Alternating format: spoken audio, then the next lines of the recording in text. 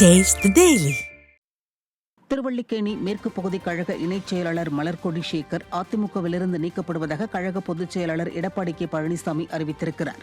இது தொடர்பாக அவர் வெளியிட்டுள்ள அறிக்கையில், கழகத்தின் கொள்கை குறிக்கோள்களுக்கும் கோட்பாடுகளுக்கும் முரணான வகையில் செயல்பட்டதாலும், கழகத்தின் சட்ட திட்டங்களுக்கு மாறுபட்டு கழகத்தின் ஒழுங்குமுறை குலையும் வகையில் நடந்து கொண்டதாலும், கழகத்தின் கண்ணியத்திற்கு மாசு ஏற்படும் வகையில், கழக கட்டுப்பாட்டை மீறி கழகத்திற்கு களங்கமும் அவப்பெயரும் உண்டாகும் விதத்தில் செயல்பட்டதாலும், தென் சென்னை வடக்கு கிழக்கு மாவட்டத்தை சேர்ந்த திருவல்லிக்கேணி மேற்கு பகுதி கழக இணைச் செயலாளர் மலர்கொடி சேகர் கழகத்தின் அடிப்படை உறுப்பினர் பொறுப்பு உட்பட அனைத்து பொறுப்புகளிலிருந்தும் நீக்கி வைக்கப்படுவதாக கழக பொதுச் செயலாளர் அறிவித்திருக்கிறார்.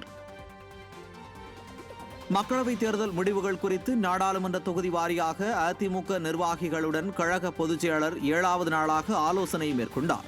சென்னை ராயப்பேட்டை புரட்சித் தலைவர் எம்ஜிஆர் மாளிகையில் அதிமுக பொதுச் செயலாளர் எடப்பாடி கே பழனிசாமி தலைமையில் ஆலோசனை கூட்டம் நடைபெற்றது. காலையில் நடைபெற்ற ஆலோசனை கூட்டத்தில் பொள்ளாச்சி மற்றும் நீலகிரி நாடாளுமன்ற தொகுதி நிர்வாகி